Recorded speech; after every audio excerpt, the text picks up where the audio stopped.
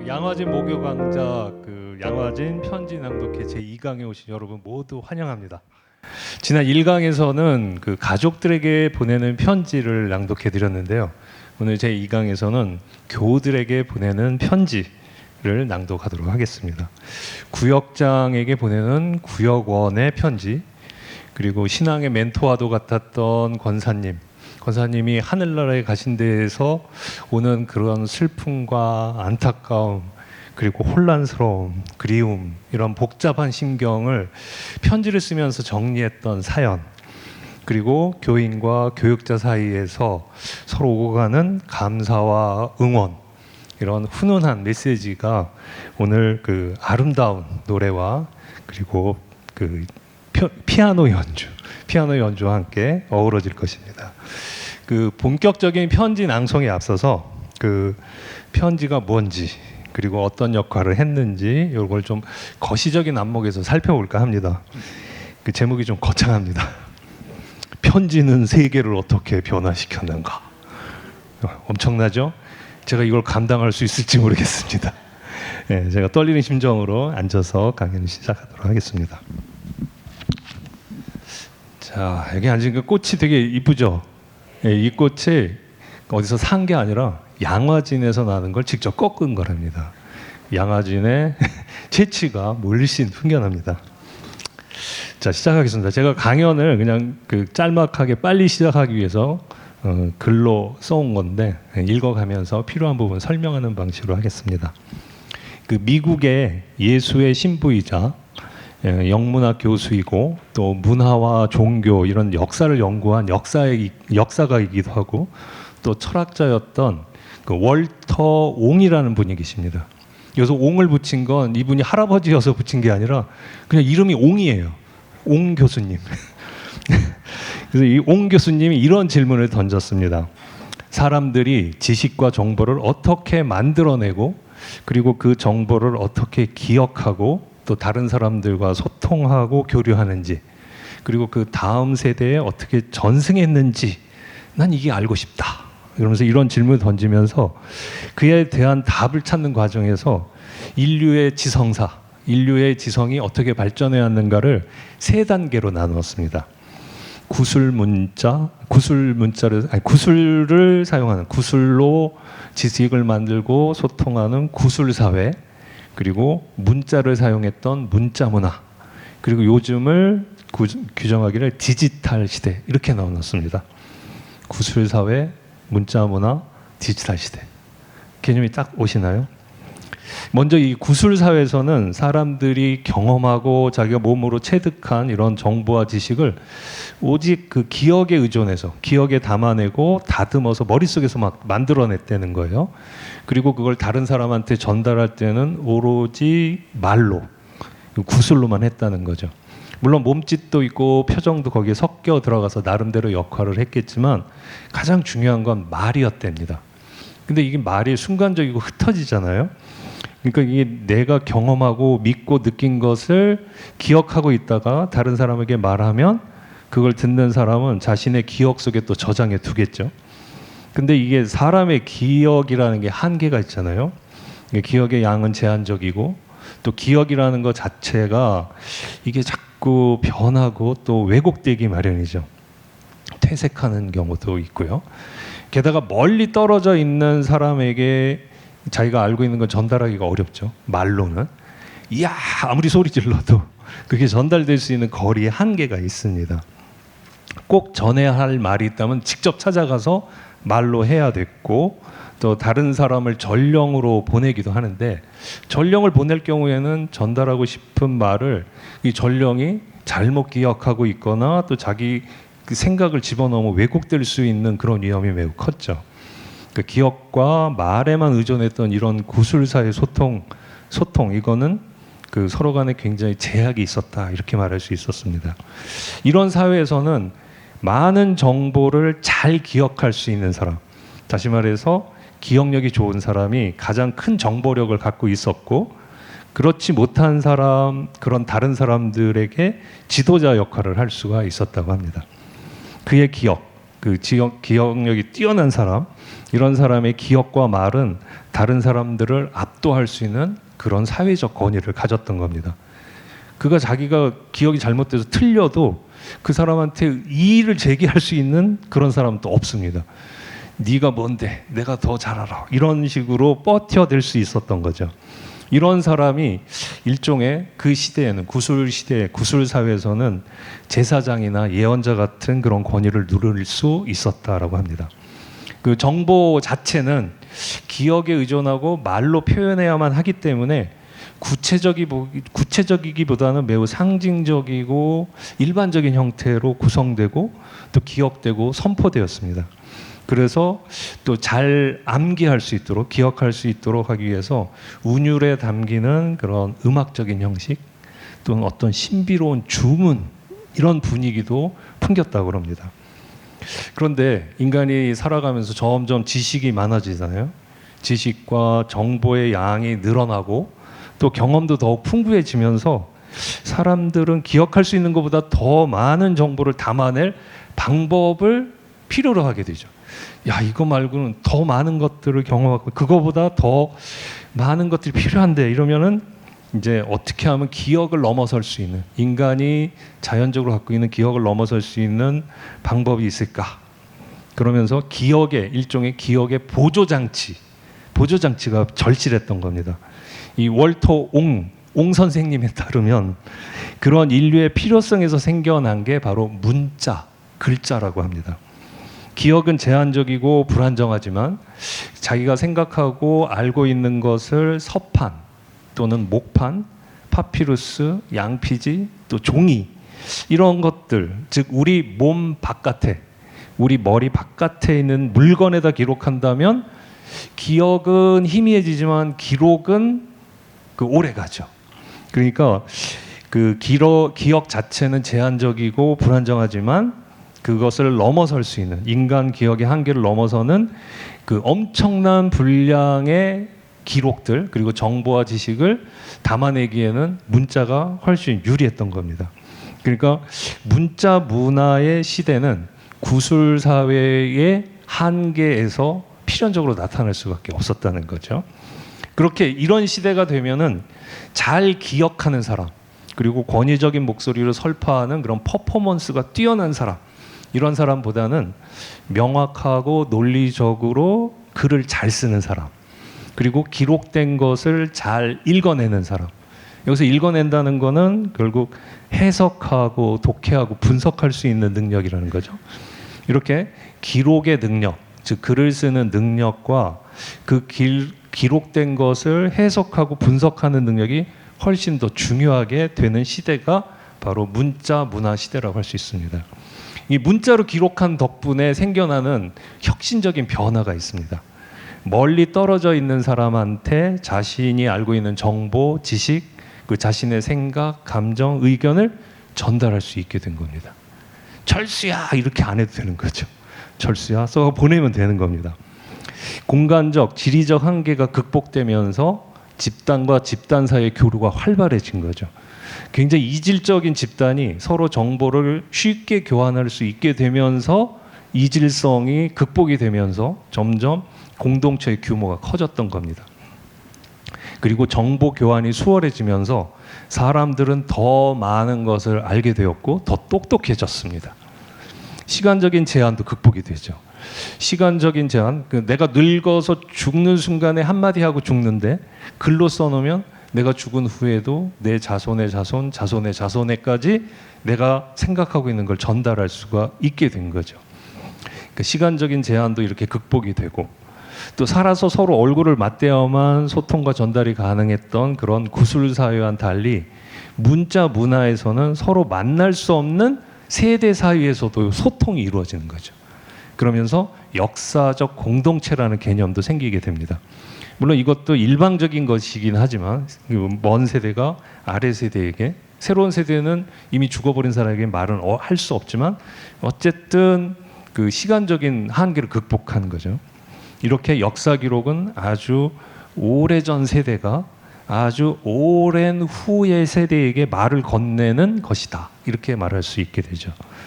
우리가 글을 써서 자신의 생각이나 감정, 그리고 사연, 사상, 의견, 이걸 상대에게 전달하는 편지. 이 편지라는 건 바로 구술 사회에서 문자 문화로 넘어가면서 생겨난, 말하자면 인류의 발명품이라고 할 수 있죠. 사실 문자를 만들므로써 편지가 생겼고, 편지의 새로운 기능이 세계를 변화시켰다, 이렇게 말할 수 있습니다. 그리고 아주 넓게 보자면 편지만 편지가 아니라 문자로 기록된 모든 게 일종의 편지라고 할 수 있습니다. 편지의 역할을 한다, 이렇게 말할 수 있다는 거죠. 따라서 오늘의 제목으로 어마무시하게 제시된 편지는 세계를 어떻게 변화시켰는가, 이런 질문은 다시 말해서 문자는 인간 세계를 어떻게 바꿨나라는 질문으로 확장될 수가 있습니다. 그리고 다시 문자가 인간 세계를 어떻게 변화시켰나라는 질문에 답을 하는 과정에서 다시 원래의 질문으로 돌아와서 편지는 세계를 어떻게 변화시켰는가라는 질문, 그 질문에 원초적인 답변을 할 수 있다라고 생각합니다. 문자를 사용하면서 인간은 대상을 좀 더 정확하고 구체적으로 관찰할 수 있게 됐고, 또 관찰의 내용을 문자로 상세하게 기록하게 될 수 있게 되니까 어떤 장점이 생기겠습니까? 이걸 기억에만 의존하고 말로만 표현하는 것에는 한계가 있는데, 기록은 정보의 양이 무한정 늘어날 수가 있게 되는 거죠. 이렇게 함으로써 그 상세하게 기록할 수 있는 문자 덕분에 그 많은 정보를 축적할 수 있었습니다. 그 표현은 훨씬 더 다양해졌고, 또 자연은 물론 인간의 감정에 대한 어휘도 구술 사회에서는 헤아릴 수 없을 만큼, 비교할 수 없을 만큼 확장되고 증가했다고 볼 수 있습니다. 범주론적으로 굉장히 그 개념들이 세분화되고 표현이 훨씬 섬세해졌죠. 이거는 기억에 의존하고 말로만 할 때에서는 꿈꿀 수 없는 일이었던 거죠. 인간이 글을 쓰고 글로 자기의 생각을 정리함으로써 구술 시대보다 훨씬 더 논리적이고 체계적인 표현이 가능해졌고, 긴 설명이 가능해졌습니다. 훨씬 똑똑해졌다는 얘기죠. 정보의 지식의 그 형성, 그 정보와 지식을 어떻게 만들어내는가, 그리고 그걸 어떻게 다른 사람에게 전달하고 소통하는가, 이런 방식이 구술 사회에서 문자 사회로 넘어가면서 구술과 문자와 함께 작동하는 이런 사회가 되면서 인간은 지적으로는 물론 감성적으로도 훨씬 더 섬세해지고 체계적이게 발전을 이루었다, 이렇게 말할 수 있습니다. 구체적으로는 현재 사실을 아주 자세하게 적어서 후세에 남기는 일이 가능하기 때문에 소위 말하는 역사라는 게 탄생했습니다. 그 이전에 역사를 일일이 다 기억할 수도 없고 전달할 수가 없으니까 그걸 신화적인 형태로 두리뭉실 상징적으로 했는데, 기록을 할 수 있으니까 아주 깨알 같은 그 시시콜콜 다 적어낼 수가 있는 거죠. 적어내서 전달하니까 역사라는 분야가 생긴 겁니다. 이제는 신화 같은 거 쓸데없다. 역사, 기록해라. 우리가 필요하면 찾아보면 되니까. 이러면서 역사가 발전됐고요. 그리고 어떤 사유의 대상, 이걸 개념화시키고 추상화시키고 어떤 보편적인 원리를 추구하는 철학도 발전할 수 있게 됐다고 합니다. 신화와 종교적 사유에서 벗어나서 세계를 과학적으로 이해하려는 그런 노력도 본격적으로 등장했다, 이렇게 말할 수 있죠. 이런 문자 문화의 혁신에서 사람들 사이의 관계를 보다 긴밀하고 성숙하게 만든 게 편지라고 할 수 있습니다. 편지. 편지는 우리와 그 다른 사람들의 관계를 훨씬 더 깊고 내밀하게 만들었다, 이렇게 말할 수 있죠. 그 만나서 얘기하다 보면은 앞에 무슨 말인지 까먹잖아요. 근데 편지를 쓰면은 자기 얘기를 깊게 얘기하니까 상대도 그 편지를 통해서 그 사람의 깊은 심정, 복잡한 심정을 더 자세히 알아가게 되죠. 편지를 통해서 인간관계도 훨씬 더 심화되고 친밀해지고 내밀해졌다, 이렇게 말할 수 있고, 이것 때문에 결국 인간의 정신세계도 훨씬 풍부하게 되었다, 이렇게 말할 수 있죠. 자, 근데 이게 구술 사회에서 문자 문화 시대로 갔다고 그러는데, 이제 우리의 시대, 디지털 시대입니다. 디지털 시대가 본격화되었다고 사람들이 막 떠들고 있는데 도대체 어떤 변화가 이루어질지 이게 학자들마다 구체적인 예측을 하느라고 정신들 없습니다. 하지만 어떤 사람도 아직 모르죠. 왜냐하면 디지털 시대의 현상은 지금 진행 중이니까. 하지만 이런 디지털 시대가 되었지만 여전히 우리의 전통적인 소통 방식, 즉 그 구술사회적 방식이라고 할 수 있는 직접 만나서 말로 서로 얘기하는 것, 그리고 글로 서로 소통하는 편지를 쓰는 것, 그러니까 대화와 편지, 이거는 그 구술문화적 대화와 문자문화적 편지, 이거는 여전히 디지털 시대에도 고유한 가치와 역할을 할 것이라고 생각합니다. 제 얘기는 여기까지입니다. 감사합니다. 네, 혹시 어렵지 않으셨나요? 다 잘 이해하셨어요? 예. 아유, 근데 혹시 어려웠다면 다 잊어버리셔도 됩니다. 다 잊어버리셔도 되고요. 이 편지와 가치 이런 걸 지금 제가 말한 것처럼 이론적이고 개념적이고 논리적으로 이해하는 것보다 이제 직접 편지 낭송을 듣고 느끼는 게 저 훨씬 더 좋고 훨씬 더 편지를 이해하는 방법이라고 생각합니다. 그리고 오늘 우리들이 이 작은 자리에서 하는 편지 낭독이 세계를 변화시킨다 이 질문과 맞다 보면은 우리 한국 기독교 100주년 기념교회를 조금이라도 변화시킬 수 있지 않을까, 저는 그런 기대와 희망을 갖고 있습니다.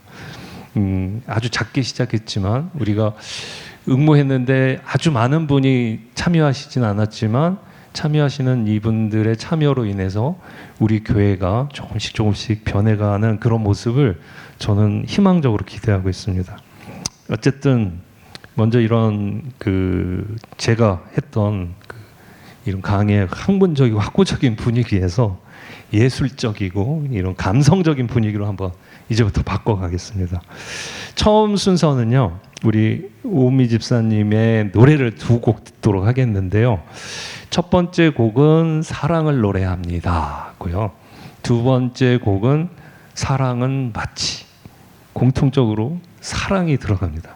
자, 우리 박수로 오은미 집사님을 한번 모셔보도록 하겠습니다. 안녕하세요, 오은미입니다.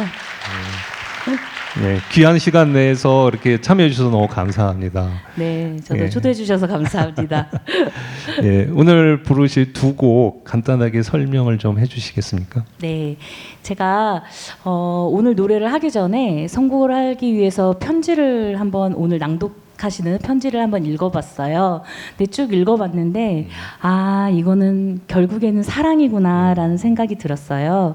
그래서 우리가 사랑을 하다 보면 또 살아가다 보면 여러 가지 순간들이 있잖아요. 사랑을 해서 막 기쁜 순간도 있고 또 이별해서 슬픈 순간도 있고 또 막 분을 내는 순간들이 있는데 결국 이 모든 것을 이기는 것은 사랑이구나 라는 생각이 들어서 오늘은 그 사랑을 한번 노래해 보려고 합니다. 그리고 두 번째 곡은 사랑은 마치라는 곡인데요. 사랑은 마치. 네네. 뮤지컬 레드북이라는 그 작품에 있는 넘버예요. 뮤지컬 넘버인데요. 이것 또한 그 사랑의 여러 가지 색깔을 노래하는 얘기거든요.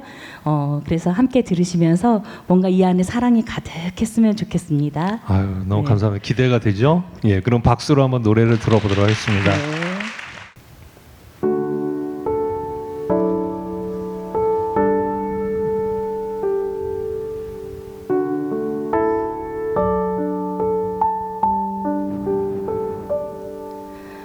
거친 풍파 있어도 짙은 안개 몰려와도 모든 시험 속에도 사랑은 변하지 않네. 함께 할 수 있기에 기대 쉴 수 있기에 아름다운 사랑 안에서 우리는 하나 되리라. 사랑 참으며 사랑은 모든 것을 믿으며 사랑은 모든 것 바라며 견뎌내는 것 사랑은 영원하리.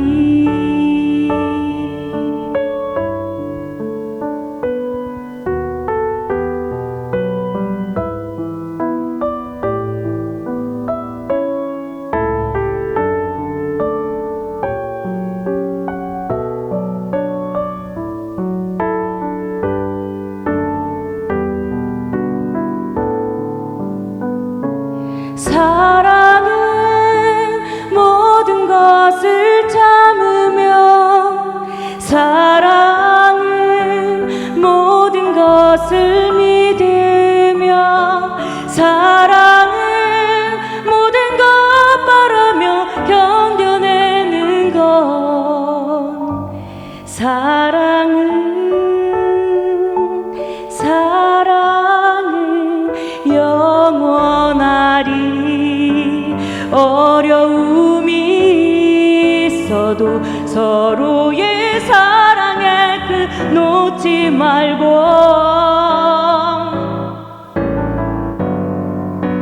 기도와 섬김으로 서로의 상처를 다 감싸준대.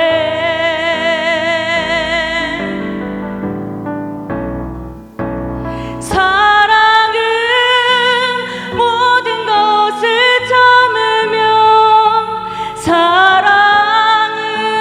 모든 것을 믿으며 사랑은 모든 것 바라며 견뎌내는 것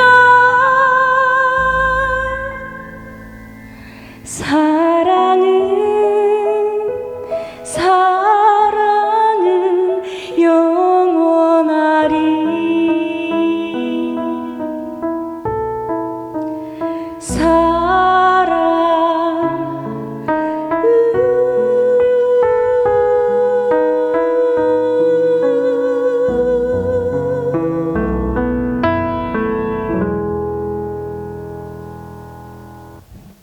네, 감사합니다.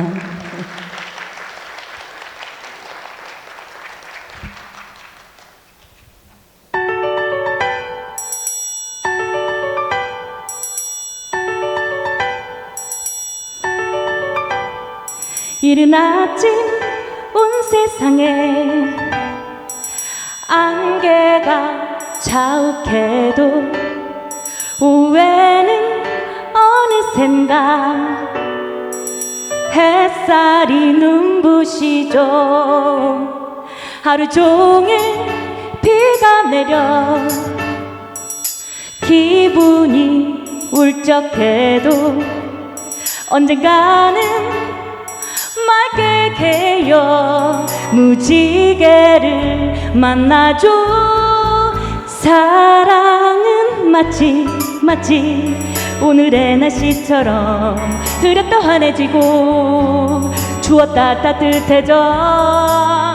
사랑은 마치 노을 진 하늘처럼 노랗게 물들었다 빨갛게 피어나죠.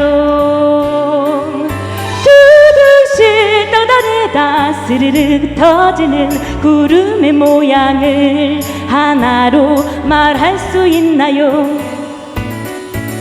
투명한 아침부터 어두운 새벽까지 하루의 빛깔을 어떻게 정할 수 있나요?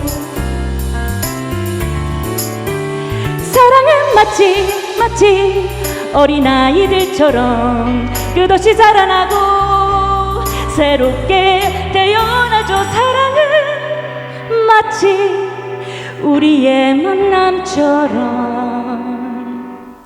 예상할 순 없지만 기대하게 만들죠.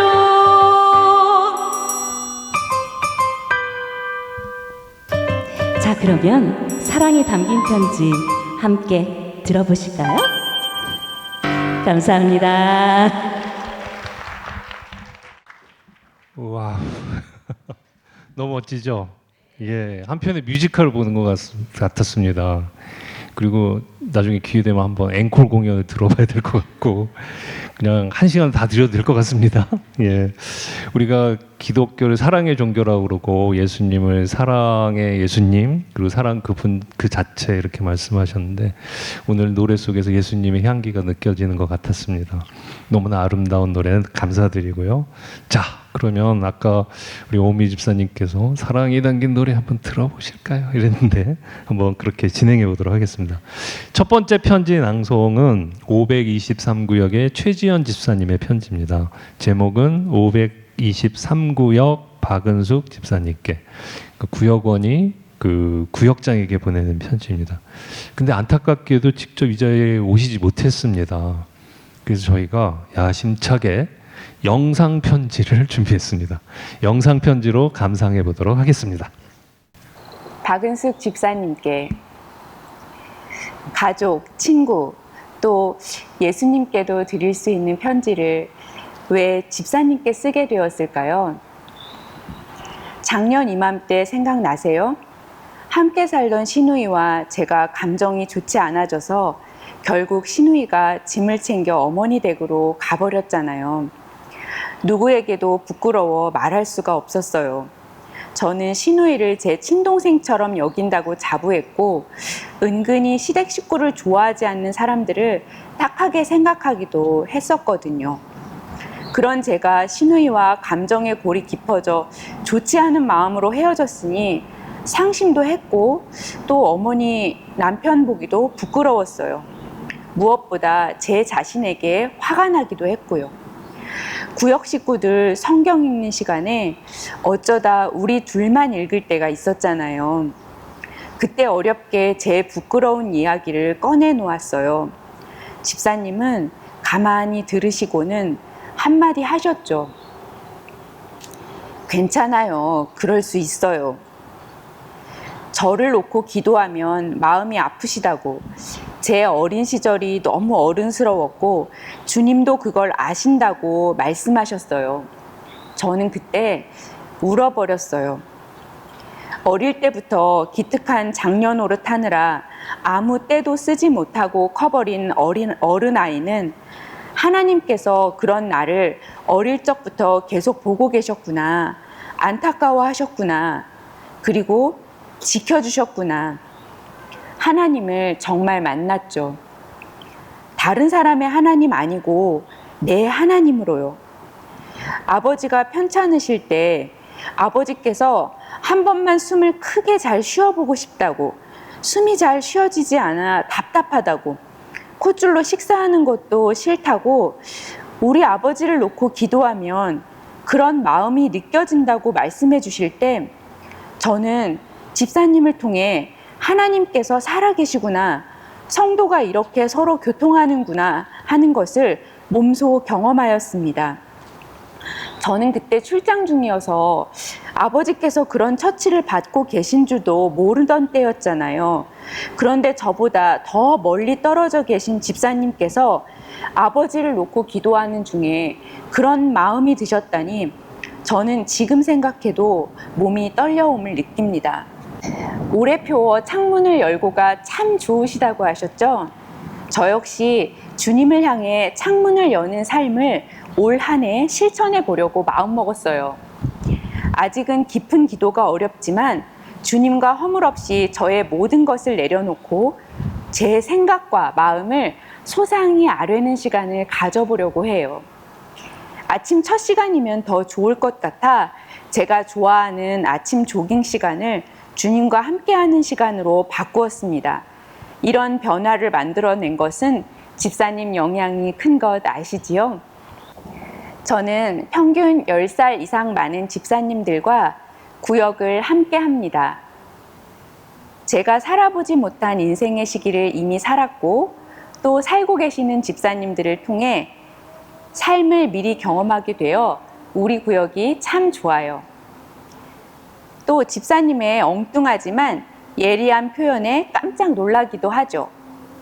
60대 중반이 되어 보니 노인은 낡은 육신 속에 갇힌 청년이라면 마음은 늙지 않더라 하고 고백하셨죠. 낡은 육신 때문에 여러 제약이 생기니 그 속에 갇힌 청년의 마음이 얼마나 답답하겠어요. 길을 가다가 연세 많으신 어르신들을 뵈면 저 안에 다 젊은이가 들었겠구나 생각하게 돼요. 그러면 빙긋 웃음도 나지요. 또 이 낡은 육신을 벗고 하늘나라 갈 때에 얼마나 가벼울까? 얼마나 좋을까? 기대도 됩니다.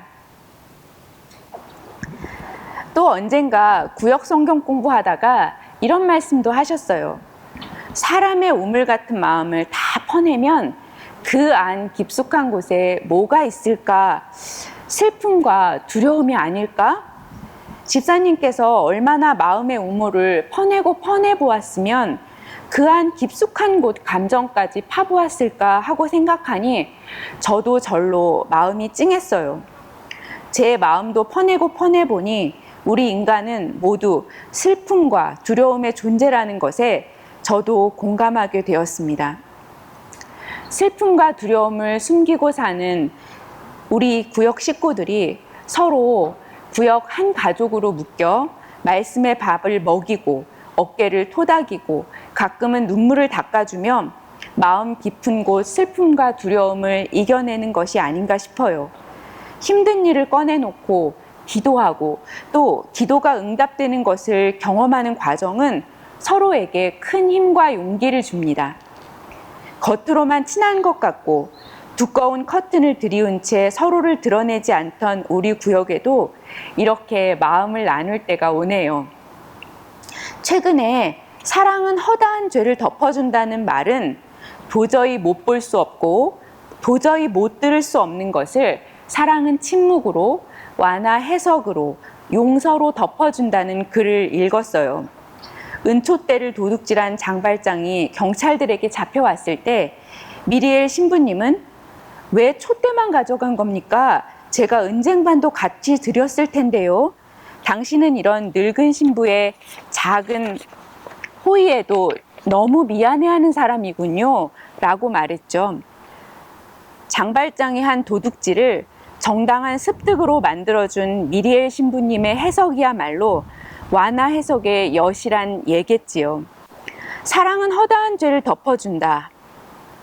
구역 식구들을 통해 허물이 덮어지고 또 덮어가는 것을 보며 저는 하나님의 긍휼하심을 경험합니다.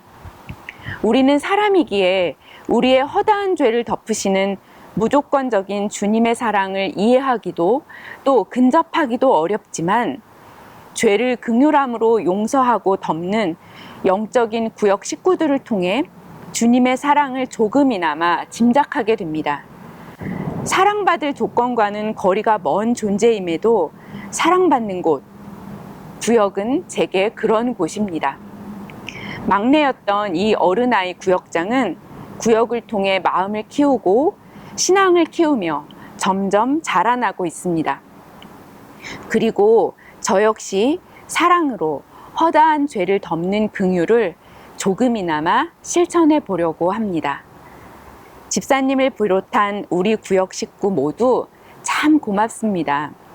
그리고 주님, 저를 핀셋으로 딱 집어 이곳에 넣어주셔서 참 고맙습니다. 2024년 523구역 구역장 최지연 드림. 예, 523구역 박은숙 집사님께라는 제목의 최지연 집사님의 편지 낭독 잘 들었습니다. 자, 이제 이 자리에는 안 계시지만 제가 박은숙 집사님과 대화를 한번 최지연 집사님과 대화를 한번 나눠보도록 하겠습니다. 최지연 집사님, 그 영상으로 편지를 낭독해 주셨는데 이 자리에 직접 오지 못한 이유가 있으신가요? 네, 제가 지금 양화진 편지 낭독회가 열리는 시간에 출장을 가게 되었어요. 그래서 미리 녹화하고 편지 낭독을 하게 되었습니다. 예, 그 편지 낭독하시는 걸 들어보니까 박은숙 집사님과 최지연 집사님이 함께 공부하시고 그리고 신앙생활 하시는 그 523구역의 분위기가 아주 궁금해졌습니다. 523구역은 어떤 구역인지 우리 교우들께 간단히 설명해 주시겠습니까? 저희 523구역을 소개할 기회 주셔서 감사합니다. 저희 523구역은 11명의 여성 성도들이 함께 모여서 구역 성경 공부를 하는 구역입니다. 우리 교회에는 가족과 또 배우자와 함께 구역 성경 공부를 하는 구역도 있지만 저희 구역처럼 여성들끼리만 모여서 구역 성경 공부를 하는 구역도 있어요. 저를 포함해서 모두 11분이시고요. 그리고 대부분 60대 그리고 50대 제일 맏언니로는 90대 분까지 계시는 그런 구역입니다. 와, 90대까지. 엄청난 구역이군요. 예. 근데 제 기억에 그 교회 월간지인 버들골나루 거기에 구역에 대해서 523 구역에 대해서 기고하신 적이 있죠. 그 구역에 대해서 아주 흥미로운 소개를 해주셨는데 그 흥미로운 점 다시 한번 소개해 주시겠습니까? 네. 작년인가요? 버들꽃 나루에 제가 기고한 적이 있어요. 저희 523구역은 표어가 있어요. 우리 구역은 엉뚱한 구역을 만들자라는 것이 표어입니다. 다 아시다시피 우리 교회 구역 성경 공부는 질문과 대답으로 같이 공부하는 게 이루어지잖아요. 그런데 질문에 맨날 우리가 정답 찾기를 하잖아요. 그런데 우리 구역은 그러지 말고 엉뚱한 답이라도 말하자, 또 엉뚱한 질문이라도 해보자라고 우리 구역 식구들이 생각했어요. 그래서 우리는 오답이라도 편안하게 말하고 오답을 정답으로 만들어가는 그 과정에 신앙의 모험을 하자, 이렇게 하고 열심히 성경 공부하고 있습니다. 아마 엉뚱한 구역 만들기에서 엉뚱한 질문의 대표 주자가 오늘 편지를 받으시는 박은숙 집사님이시고, 엉뚱한 질문 혹은 그 엉뚱한 질문을 받는 사람이 아마 제가 대표가 되지 않을까 그렇게 생각합니다. 이 말씀을 들어보니까 그 엉뚱한 구역이라기보다는 아주 모범적이고 역동적이고 창조적인 교육 같습니다. 저희 구역에서 엉뚱한 거 얘기하면 눈치를 보는데. 예, 저희 구역도 좋습니다. 큰일 날 뻔했습니다. 야, 근데 그 523구역이 구역 모임이 어떻게 이루어지는지 그것도 좀 궁금하네요. 예, 말씀해 주시겠습니까? 저희 구역은 여성 혼자 구역 성경 공부를 하다 보니까 일산에, 김포에, 부천에 좀 떨어져 살아요. 그래서 구역에서 한 달에 한 번 정도는 구역 식구들이 다 같이 모여서 대면으로 성경 공부도 하고 서로 교제도 하는 시간을 갖고 있고요. 나머지 시간은 줌으로 예배를 드리고 있습니다. 근데 저희 구역이 지금 제가 구역에 온 지는 8년째인데 이 8년 동안 저희들 안에 어떤 좀 뉘우침 혹은 서로의 반성이 있었냐면, 예배 드리면서 좋은 말만 나누고 좀 예쁘지만 차가운 대리석 같다는 그런 좀 서로의 각성이 있었어요. 그래서 우리 그러지 말고 좀 뜨뜻한 구역을 만들자라고 해서 지금은 좀 많이 달라져 있는 그런 구역입니다. 예, 들어오니까 전국구 구역 같습니다. 예, 그리고 그 말씀하신 것 중에 그 차가운 대리석 같지 않고 따뜻한 아랫목 같은 구역이 되고, 자, 이게 참 가슴에 와닿네요. 자, 그리고 그 편지를 박은숙 지사님께 보내주셨는데 그 박은숙 지사님이 어떻게 답장을 하실지 이게 궁금해졌습니다. 혹시 답장은 받으셨나요? 받으셨다면 그 내용을 좀 간단히 소개해 주시면 좋겠고요. 만약 못 받으셨다면 그 박은숙 집사님이 어떻게 답변하실지 상상을 좀 해보시겠습니까? 그 상상을 하라고 하시니까 벌써 웃음이 나는데요. 답장은 아직 못 받았어요. 그리고 집사님 목소리가 옆에 이렇게 귀를 지나가는 것처럼 들리는 듯 하기도 해요. 집사님께서 굉장히 내향적이라고 말씀하시고 저희가 봐도 그런 편이세요. 그런데 이 MBTI 검사로 하면 I 중에서도 본인은 극 I에 해당한다라고 하시기 때문에 아주 처음 한 말은 아유 부끄러워요, 어쩌다가 이렇게 하실 것 같아요. 그런데 아마 답장을 주신다면 답장 속에는 집사님의 주특기, 그러니까 삶 속에서 뭔가 삶에서 건져내는 그런 진주 같은 말씀을 들려주실 것 같아요. 그리고 또 저에게 이런 편지를 쓴 것에 대한 또 집사님의 마음을 전해주실 것 같아서 매우 기대가 됩니다. 예, 감사합니다.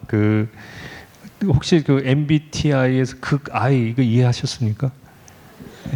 I가 이게 내향적이라는 뜻이거든요. 예, 굉장히 내향적. 그래서 I 이러면 이제 굉장히 내향적이고 이게 나서기 싫어하시는 그런 뜻이라고 봅니다. 예, 너무 감사드리고요. 어떻게 자연스러웠나요?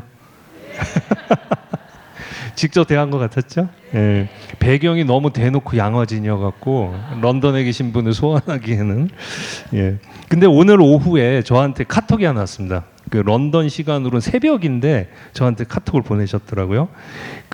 영상 다 촬영하시고서는 영상으로 전하지 못한 말씀이 있다고, 이건 꼭 전해야 된다고 그러면서 카톡 메시지를 보내주셨어요. 편지도 쓰시고 카톡도 보내시고. 이 카톡이라는 게 사실 디지털 문명이 우리에게 베푼 그런 혜택이라면 혜택일 수 있겠죠. 제가 읽어드리겠습니다. 주일 예배 시간에 편지 공모전이 열린다는 교회의 소식 안내를 들었을 때 마음속에 잊고 있었던 세포 하나가 깨어나는 기분이 들었습니다.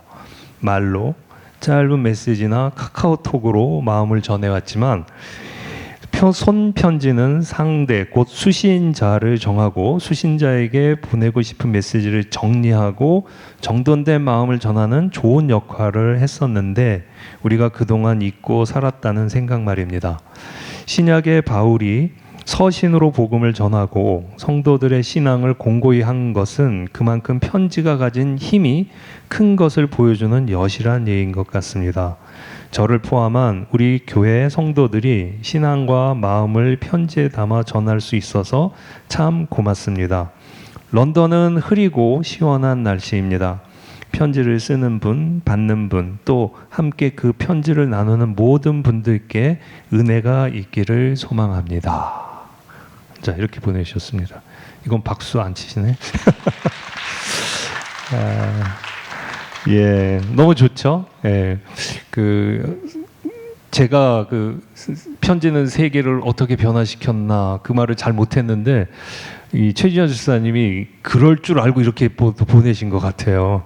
그래서 바울의 얘기를 들어서 바울이 편지를 통해서 기독교를 정립하고 기독교가 보편 종교가 되도록 퍼질 수 있도록 큰 역할을 했기 때문에 바울의 편지 얘기를 했었어야 되는데 제가 그걸 놓치고 말았는데 최지현 집사님이 그걸 보충해 주셨습니다. 이 최지현 집사님의 편지 낭독을 들으면서 진짜로 서신을 통해서 복음을 전하고 교인들을 위로하고 소통했던 그런 바울의 모습이 떠오르는 것 같습니다. 최지현 집사님의 좋은 글, 좋은 편지 계속돼서 최지현 집사님 자신이 이 시대의 바울 이런 소명을 가졌으면 좋겠다. 그래서 많은 사람에게 위로와 감동 그리고 신앙적인 선한 영향을 줄 수 있으면 좋겠다 이런 생각했습니다. 자, 먼 곳에서 이렇게 편지 낭독에 참여해 주시고 그래서 너무 감사합니다. 해외 출장 잘 마치시고 건강한 모습으로 귀국하시길 바랍니다. 아마 분명히 이거 보고 계실 거예요. 네, 지금. 예, 자, 좋습니다. 근데 혹시 이 최지현 집사님이 편지 쓰신 박은숙 집사님 오셨나요? 오셨는데 아일에서 손 안 드시나요? 유튜브로 혹시 보고 계시나요? 예, 확인은 안 되지만 함께 이 자리에서 이야기를 나눴으면 더 좋았겠다 싶었는데 사전에 섭외를 하려고 했는데 역시 아이 이런 면모를 보여주셨습니다. 자, 이렇게 해서 첫 번째 낭독은 이것으로 마치도록 하고요. 이제 두 번째 편지 낭독을 들어보도록 하겠습니다. 두 번째 편지의 제목은 하나님 품에 안기신 권사님께 이고요. 낭독자는 1311 구역의 박인정 집사님입니다. 앞으로 모시겠습니다. 권사님, 어떻게 지내시나요? 이곳은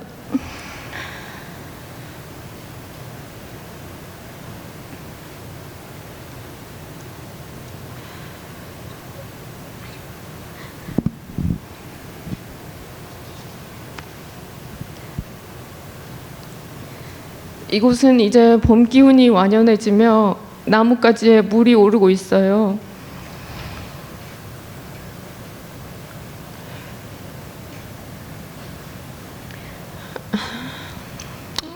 곧 있으면 권사님이 좋아하시던 연두색, 초록색이 여기저기 산에 들에 가득할 것 같아요. 지난 여름 갑자기 권사님이 간밤에 하나님 품에 안기셨다는 부고 문자를 받았어요. 권사님이 안 계신 세상에서 맞이하는 첫 번째 봄이네요. 지난 봄 권사님이 만들어주셨던 맛있는 보리빵이 아직 냉동실에 있고, 권사님이 주신 머리끈도 화장대에 있고,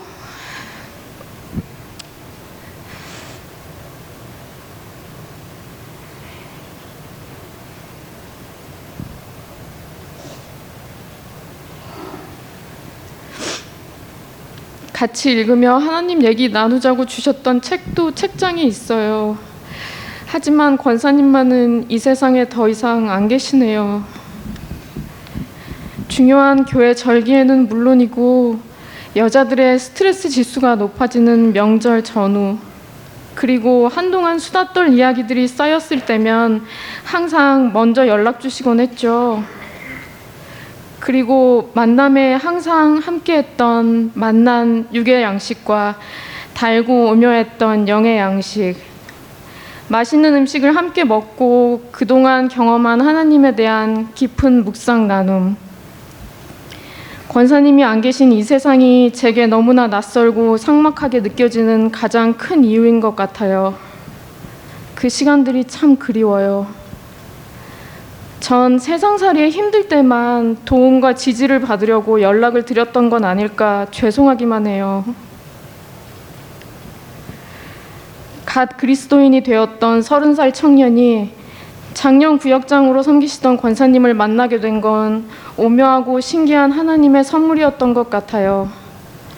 어리숙하고 겁 많았던 30살 햇병아리 그리스도인이었던 저는 권사님의 섬김 안에서 오랜 병을 앓으신 엄마를 떠나보냈고, 애도와 회복의 시간을 거쳐 배우자를 만나 믿음의 가정도 꾸렸지요. 남편과 새로운 교회에 정착하며 적응하기도 했고, 믿음이 조금씩 자라가며 여러 모양으로 하나님의 귀한 사역에 동참하는 기회를 갖기도 했어요. 그렇게 15년여의 시간이 흐르며 제가 그리스도인으로 자라가는 만큼 권사님의 육신은 연세가 들고 나약해지고 있었음을 너무나 몰라드렸네요. 자기중심적으로 살아가다 어느덧 부모님의 주름살이 보이는 자녀들처럼 늘 기댈 대상으로 여기던 권사님께 제 얘기만 늘어놓느라 권사님의 건강을 돌아보지 못한 건 아닐까, 권사님을 갑자기 떠나보내고 많이 자책했어요. 권사님이란 소중한 존재를 이 땅에서 뿌리째 뽑아내버린 죽음의 소나기가 얼마나 무자비하고 잔인하고 또 폭력적인지 다시 깨달으며 많이 아팠고 슬펐어요. 엄마도 빨리 데려가신 하나님이 왜 권사님마저 이렇게 이른 연세에 데려가시는 건지 야속하고 화가 나기도 했어요. 하지만 이미 권사님과 저 사이엔 건널 수 없는 구렁텅이가 놓여있기에 무력하고 절망적이기도 했어요. 저도 모르게 문득문득 권사님 어디 계세요? 거긴 어때요? 정말 천국에 계세요? 하나님은 저와 얘기 나누신 것처럼 정말 좋은 분이에요? 라며 대답 없는 원초적 질문을 되뇌인 날도 많았어요. 그렇게 힘든 여름을 견디고 권사님이 안 계신 가을과 겨울을 버티다 올 봄을 맞았어요. 제 마음은 아직 깜깜하고 혹독한 추위에 떨고 있는데 죽음의 차가운 입김이 연상되면 온몸이 굳어질 것만 같은데 이곳엔 어김없이 만물이 소생한다는 봄이 왔어요. 왜 하나님은 열심히 하나님을 섬긴 권사님에게 질병과 이른 죽음을 허락하신 걸까? 이런 의문이 들 때면 아무도 피해갈 수 없고 통제할 수도 없는 도도하고 강력하고 스산한 죽음의 권세가 무섭기도 했어요. 그러다 지난주 구역 점수를 채우려고 억지로 성경을 읽다가 권사님과 나눈 적 있는 창세기 구절이 떠올랐어요. 내가 너로 여자와 원수가 되게 하고 너의 후손도 여자의 후손과 원수가 되게 하리니 여자의 후손은 내 머리를 상하게 할 것이요 너는 그의 발꿈치를 상하게 할 것이니라 하시고 창세기 3장 15절 말씀. 이 말씀을 보니 원래 진노의 자녀이었다가 예수님의 공로로 예수님 안에서 하나님 자녀가 되었다는 게 다시 다가오고 어디서 저를 건져주셨는지 소름이 끼쳐요. 진노의 자녀로 어둠의 권세 아래에 있던 우리를 예수님의 공로로 아들의 빛의 나라로 옮겨주신 하나님의 은혜에 대한 놀라움을 깨닫고 권사님께 나누었었던 거죠. 권사님이 제 메시지에 이렇게 답하셨더라고요. 어제 갑자기 발꿈치 가려웠어. 로션을 잔뜩 발랐지. 겨울이 시작되는구나 이러면서 이 말씀을 들으라고. 겨우 발꿈치 정도 상하게 하는 거니 두려워 말아야겠다. 이미 게임 끝난 거 예수님이 다 이루었다 하셨는데 이런 말씀도 하셨었나? 권사님의 문자 메시지를 찬찬히 읽는데 갑자기 1년 반 전 권사님의 이 말씀이 오늘의 저에게 하시는 말씀 같았어요. 인정아, 육신의 죽음 이거 겨우 발꿈치 상하게 하는 거야. 아무것도 아니야. 예수님이 이미 원수의 머리를 상하게 하셨잖아. 승리하셨잖아. 나 괜찮아. 비로소 안심이 되고 얼어붙었던 제 마음에 다시 온기가 도는 것 같았어요. 예수님을 참 좋아하셨지만 오랜 기간 편찮으시다 돌아가신 엄마도 하나님을 신실하게 섬기시다 갑작스레 육신의 연약함으로 돌아가신 권사님도 제 마음에서 좀 더 편안히 보내드릴 수 있었어요. 과연 하나님은 시공을 초월하여 말씀하시는 분임을 다시 체험했어요, 권사님. 권사님께서 늘 말씀하셨듯 욕심내지 않고 한계를 인정하고 실수와 잘못을 통해 배우고 여기 계시는 주님과 동행할게요. 제가 권사님 통해 받은 은혜의 종착지가 되지 않기를 기도하면서요. 권사님, 주님을 신실히 섬기시느라 정말 수고 많으셨어요. 저에게 생명을 나누어 주셔서 감사합니다. 주님 안에서 썩지 않을 몸을 입고 다시 만나요. 부활의 찬란한 영광 가운데 영생을 누리며 새하늘 새 땅에서 교제 나누고 주님을 찬양해요. 엄마를 잃었던 저에게 하나님께서 허락해 주셨던 저의 엄마 권사님 사랑합니다. 감사했습니다. 안녕히 가세요. 2024년 3월 27일 인정드림.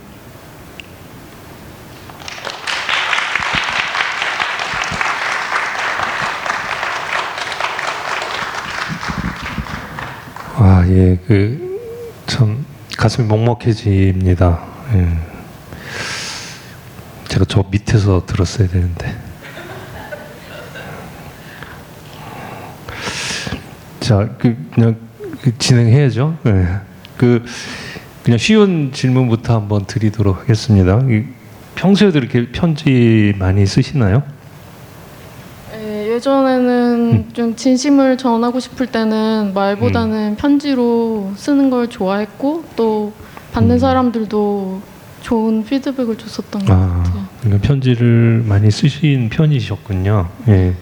근데 우리가 편지를 쓸 때는 보통 내가 편지를 전하면 답장을 받겠구나. 그러면서 답장이 무엇이 올까 이런 기대감으로 편지를 쓰는데 지금 이 편지는 답장이 있을 수 없는 편지잖아요. 이렇게 답장이 없는 게 분명한 편지를 쓰신 그런 이유가 있으신가요? 사실 답장이 없는 편지라는 표현을 저는 듣고 좀 놀랬거든요. 전혀 그런 생각을 하지 않고 썼었고. 그래요? 돌아가신 분한테 편지 쓰면 답장 없잖아요. 제가 너무 권사님 갑자기 돌아가시고 너무 힘들었어서 몇 계절을 힘들어하다가 좀 계기를 달라고 정리할 수 있는 계기를 달라고 계속 기도하던 차에 이제 양화진 문화원에서 이 행사를 주관하셔서 제가 좀 정리할 수 있는 기회이지 않을까 이게. 네. 그래서 쓰게 됐습니다.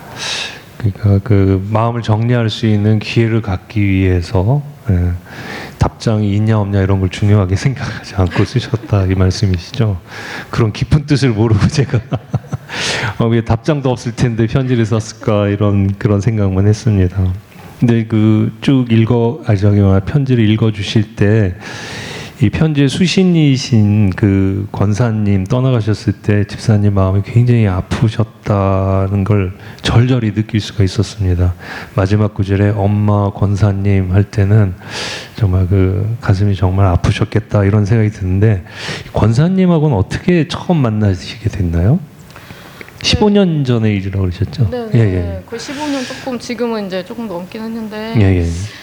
제가 이제 권사님은 이제 한 교회에서 장년 구역장으로 섬기고 계셨고 저는 이제 그 구역에 구역원으로 속해 계셨던 집사님하고 연이 닿은 청년이었어요. 그래서 그 집사님 통해 그 교회에 가게 되면서 자연스럽게 그 권사님을 만나게 되었고 첫 인상은 좀 저랑 많이 다르다 이런 느낌? 다른 분이다. 근데 그 말씀하시는 중에 그 교회, 한 교회 이렇게 말씀하신 거 보니까 우리 100주년 기념교회가 아닌 모양이죠? 네네. 다른 교회에서 먼저 청년 때 제가 다니던 교회에서 그때 만났었던 권사님입니다. 그럼 그 교회를 떠나서 우리 교회로 오시게 된 어떤 계기가 있으신가요? 결혼하면서 이제 좀 계기가 생기게 되면서 자연스럽게 이제 또 이 교회 100주년 기념교회로 오게 됐고 정착하게 됐습니다. 남편 따라온 건가요? 결혼하면서 분위기를 좀 바꿔보자 이런 말씀으로요. 예. 근데 그 저번에 같이 얘기할 때 그 느낌이 우리 그 교회든 이 교회든 오시기 전에 다른 신앙생활을 하셨다고 들었는데 어떤 건지 좀 구체적으로 말씀해 주실 수 있나요? 네, 저는 어렸을 때는 어머니 인도로 성당에서 이제 성당을 다니게 되었는데 하나님을 이제 인격적으로 주님을 만나지 못한 상태에서 어머니 병세가 계속 깊어지다 보니까 이제 사춘기 접어들면서 너무 깊이 절망을 했고 하나님은 없다.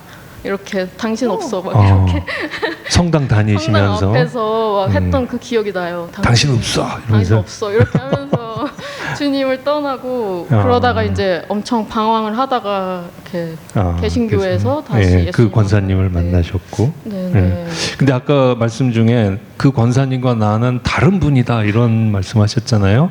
그게 본인은 어려서 어머님 돌아가시고 그래서 방황하고 성당을 다녔는데도 하나님을 느끼지 못하고 오히려 하나님 없다 뭐 이러면서 반항하고 이렇게 그 방황하고 혼돈 상태에 있었던 거에 반해서 권사님은 상당히 평온하신 것 같고 평탄한 길을 가르신 것 같고 흐트러짐이 없고 단단해 보이는 그런 점 때문에 다르다고 느끼신 건가요? 근데 좀 굴곡이 권사님 당신께서도 이렇게 자주 묘사하실 때 평탄하게 산 것 같다. 그리고 좀 모범적으로 교회 개신교회 안에서 평생 모범적인 신앙생활. 네, 그렇게 성장하신 것 같다라고도 얘기 많이 하셨고 첫 인상도 굉장히 반듯하고 안정돼 있는 느낌이어서 나를 이해할 수 있을까? 내 깊은 고민이나 내 깊은 고뇌를 이해할 수 있을까? 이렇게 생각했는데 만나서 이제 몇 번 대화를 하다 보니까 권사님이 학창 시절에 가족을 잃으셨던 경험도 있었고 또 저를 만나시기 몇 해 전에 되게 불행한 사고로 구역원을 잃으셨던 일이 있어서 그게 지금 생각해 보니까 또 이걸 준비하면서 죽음이 그 권사님과 저의 마음이 열리고 서로 좀 신뢰하게 되는데 되게 중요한 코드였다 이런 생각을 처음 볼 때는 반듯하고 흐트러짐이 없어 보였었고 평탄한 삶을 살으신 것 같았는데 알고 보니 나랑 같은 처지? 이런 식으로 느끼신 거군요. 예, 알겠습니다.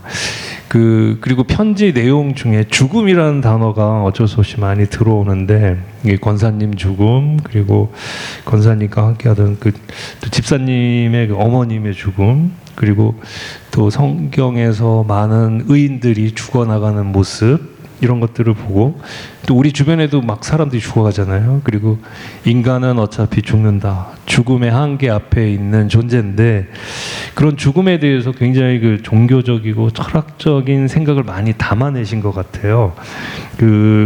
그리고서 또 마지막 구절에는 그런 죽음에 대한 두려움, 공포 이런 걸 이겨내시고 그 이겨내신 힘이 부활에 대한 소망으로 이겨내신 것 같은데 그런 부활의 소망을 우리 박 집사님의 마음속에 이렇게 있게 만든 어떤 대표적인 성경 구절, 그래서 우리 교우님들과 나누고 싶은 그런 성경 말씀이 있으신가요, 혹시?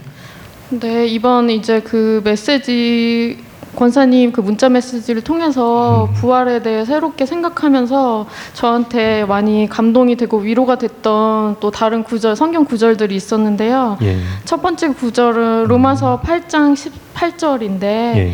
생각하건대 현재의 고난은 장차 우리에게 나타날 영광과 비교할 수 없도다. 이 구절이고 두 번째는 조금 긴데요. 고린도전서 15장 51절부터 58절입니다. 보라 내가 너희에게 비밀을 말하노니 우리가 다 잠잘 것이 아니요 마지막 나팔에 순식간에 홀연히 다 변화되리니 나팔 소리가 나매 죽은 자들이 썩지 아니할 것으로 다시 일어나 다시 살아나고 우리도 변화되리라. 이 썩을 것이 반드시 썩지 아니할 것을 입겠고 이 죽을 것이 죽지 아니함을 입으리로다. 이 썩을 것이 썩지 아니함을 입고 이 죽을 것이 죽지 아니함을 입을 때에는 사망을 삼키고 이기리라고 기록된 말씀이 이루어지리라. 사망아 너의 승리가 어디 있느냐. 사망아 내가 쏘는 것이 어디 있느냐. 사망이 쏘는 것은 죄요 죄의 권능은 율법이라.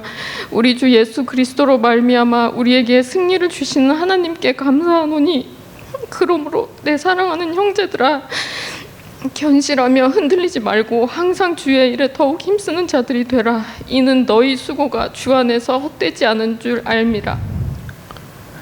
예. 근데 부활의 소망을 말씀하셔서 왜 우세요? 저 부활의 희망을 가지려는데 자꾸 우셔가지고 눈물이 그래서 예, 아무튼 감사합니다. 그 애틋한 마음이 담긴 그런 낭독도 너무 감사드리고 그리고 진솔한 대화 그리고 부활의 소망을 얘기하면서도 여전히 우리에게 남아있는 죽음의 두려움 공포 이런 것들을 그대로 가감없이 숨김없이 말씀해 주셔서 너무 감사합니다. 근데 지금 이 장면을 보고 나중에 이제 우리 집사님도 천국 가시겠죠? 예, 권사님도 거기 계시겠죠? 예, 둘이 만나시면 권사님이 지금 이 장면을 기억하면서 뭐라고 그러실 것 같아요? 되게 환하게 웃으시면서 네. 애썼다 인정아. 잘했어 너답게. 그리고 얼른 맛있는 거 먹자. 권사님 얘기하니까 웃으시네요. 네, 저희가 여기에 오기 전에 오늘 참가자들끼리 서로 얘기하면서 가장 행복한 순간 어느 때인가 이런 얘기를 했었어요. 근데 우리 다음번에 낭독해 주신 안영옥 집사님께서 이런 말씀을 전해 주시더라고요. 어떤 심리학자가 행복한 순간을 찾아봤는데 많은 사람들을 조사하고 그래서 축적된 데이터를 가지고 낸 결과가 이거랍니다. 맛있는 음식을 좋아하는 사람과 함께 먹을 때 이때가 사람들이 가장 행복을 느낀다고 그럽니다. 지금 우리 박인정 집사님이 권사님 천국에 만나갖고 야 맛있는 거 먹자 이 말씀이 가장 행복한 순간을 만드는 게 아닌가 싶습니다. 예, 너무 감사합니다. 자, 이렇게 해서 두 편의 편지 낭독을 감상했습니다. 다소 분위기가 좀 무거워졌죠. 아직 가시면 안 됩니다. 예, 화면에 찍힙니다. 예, 이 무거워진 분위기를 좀 바꾸기 위해서 피아노 연주를 한번 감상하도록 하겠습니다. 오늘 연주자는 아주 깜짝 놀랄 만한 분을 저희가 섭외했습니다. 우리 이대훈 목사님이십니다.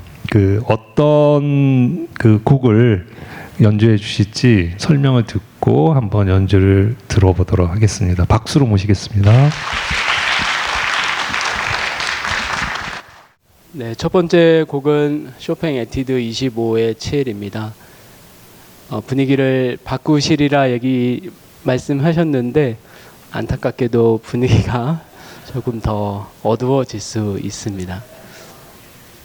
저는 이거는 필멸에 대한 애도라는 생각을 하고요.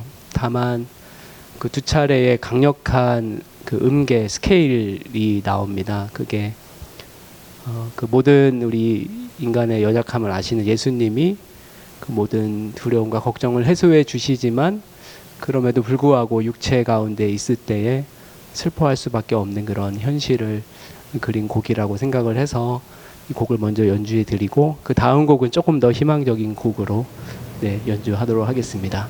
그리고 제가 능력에 겨운 곡을 선택을 했습니다. 양해해 주시기 바랍니다. 네, 감사합니다.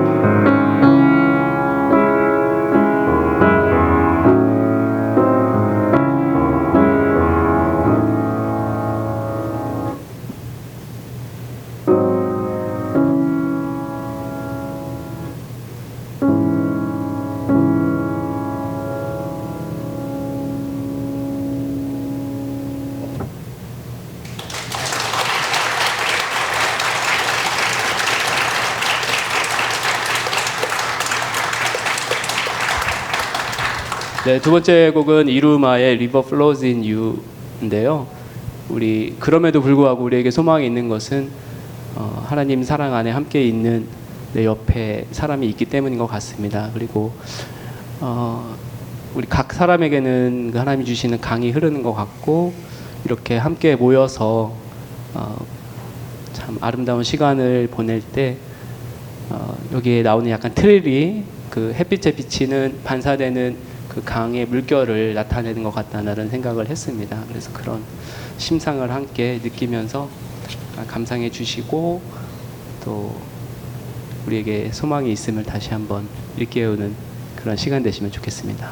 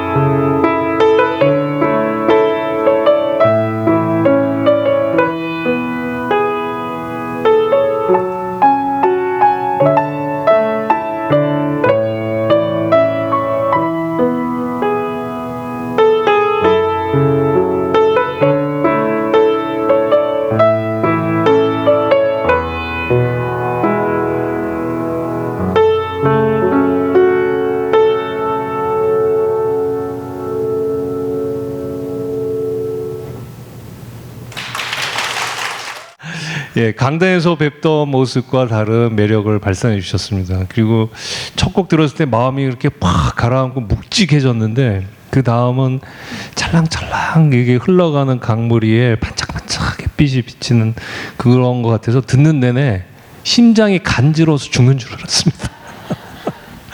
아주 너무 멋진 연주였습니다. 너무 감사드리고요. 자, 이렇게 해서 연주까지 들었습니다. 이제 마지막 그 편지 낭독을 듣겠는데요.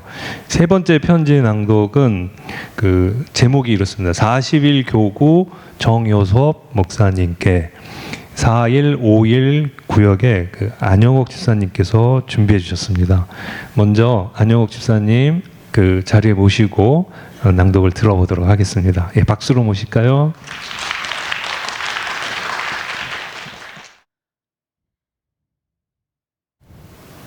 목사님, 제가 참 인복이 많은 사람인가 봅니다. 좋은 교회와 더불어 이렇게 훌륭한 목사님과 함께 호흡할 수 있는 기회가 모두에게 언제나 주어지는 건 아니니까 말이죠. 1000명에 육박한 거대 조직을 혼자 감당하심에도 지침 없이 달리시는 모습에 한번 놀라고, 온라인 구역 모임이나 특송 연습 같은 소모임까지 빠짐없이 참여해 기도해 주시는 세심함에 또 한번 놀랍니다. 그래서 교회에 가면 여기도 정요셉, 저기도 정요셉, 대체 정요셉 아바타 몇 개가 돌아다니는 건지요. 작년 수련회에서는 무려 3시간 연강으로 성경 전체를 관통하여 역사를 인도하시는 하나님의 존재를 간접 체험하게 해주셨습니다. 그것은 마치 하나님, 당신이 살아계시다는 건 알겠는데 도무지 믿어지지 않아요. 게다가 제 인생을 맡길 만큼 믿업지가 않아요. 라며 우물쭈물 망설이는 저에게 그렇지, 못 믿겠지. 그럼 나를 믿고 따라와 보렴 하며 따뜻하게 손 내밀어 주시는 목자와 같았고, 가나안 입성이라는 테스트를 앞둔 저에게 모범 답안을 선물해 주신 것과도 같았습니다.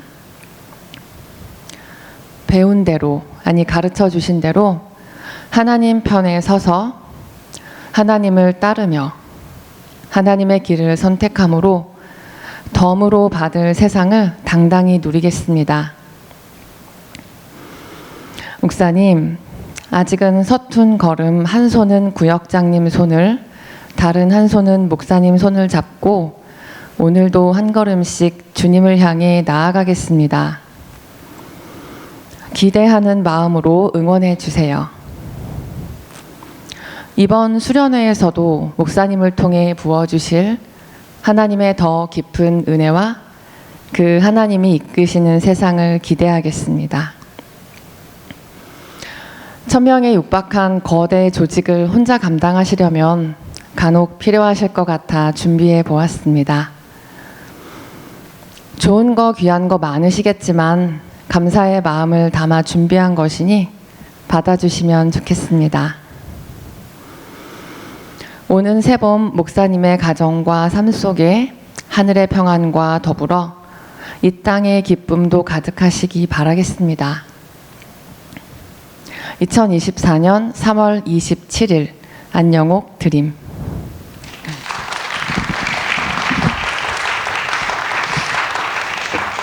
안영옥 집사님은 응모 기간 중에 편지를 주셨는데 유일하게 아마 손 편지로 직접 쓰셨던 것 같습니다. 그래서 제가 대본 만들고 나중에 낭송용 드리느라고 제가 타자를 또 다 썼었어요. 그런 사연이 있었던 편지고요. 네, 안영옥 집사님이 이렇게 손편지 써 주셨고, 그래서 저희가 정효셉 목사님에게 전달해 드렸습니다. 그래서 정효셉 목사님께 답장을 해주실 수 있나 부탁을 드렸더니 또 기꺼이 답장을 해주셨어요. 그래서 오늘 이 자리에 정효셉 목사님까지 모셔서 그 답장을 같이 들어보도록 하겠습니다. 정효셉 목사님을 앞으로 모시겠습니다. 박수 부탁드립니다.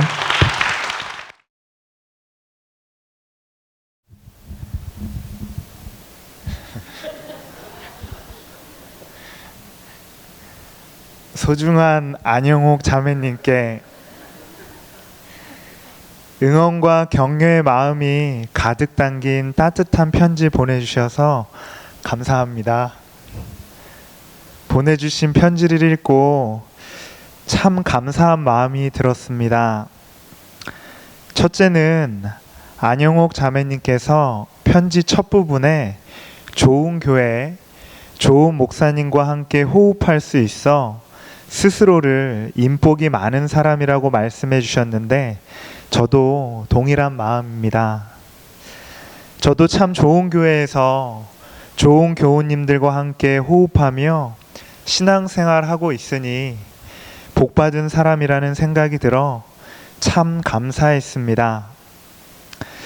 둘째는 안영옥 자매님을 통해 잘하고 있어 요셉아, 앞으로도 힘내서 열심히 해줘, 응원한다 라는 하나님의 격려를 받은 것 같아 또한 참 감사했습니다.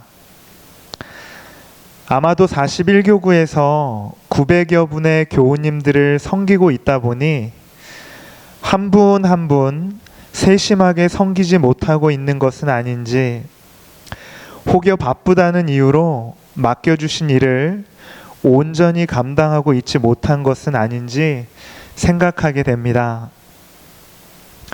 이런 생각이 꼬리에 꼬리를 물다 보면 잘했다고 생각되는 것보다 잘 챙기지 못했던 부족했던 점들이 더 많이 생각납니다. 그런데 보내주신 편지를 통해서 부족하나마 나름 주어진 환경에서 최선을 다했던 모습들을 기억하게 되었습니다. 그리고 지금까지 해온 것처럼 앞으로도 열심히 섬기면 되겠구나, 힘내서 더 열심히 섬기자라고 스스로를 격려해 보았습니다. 이런 관점에서 보면 이 편지가 제 마음에 참 좋은 영양제가 되었습니다. 말씀해 주신 것처럼 마음의 영양제가 필요한 순간 가끔씩 꺼내 읽으며 힘을 내보도록 하겠습니다. 편지를 읽다 보니 정요셉 아바타라는 표현이 있던데 재미있었습니다. 아마도 제가 주중 각종 모임이 진행되는 곳에 빠짐없이 참석했던 것에 대해 말씀해 주신 것 같습니다. 표현해 주신 대로 제한된 시간에 한 곳이라도 더 가보기 위해 여기저기 바쁘게 다니고 있습니다. 아마 우리 교회 교역자분들 모두가 저와 동일한 마음으로 이곳 저곳 교우님들이 계신 곳을 찾아다니시고 계시다 보니 아바타 몇 개 정도는 모두 가지고 계실 거라고 생각이 됩니다. 정요셉 아바타를 생각하며 웃다 보니 문득 안영옥 아바타도 존재하고 있다는 사실을 확인하게 되었습니다. 제가 각종 모임에 참석할 때마다 안영옥 자매님도 그 자리에 계셨기 때문입니다.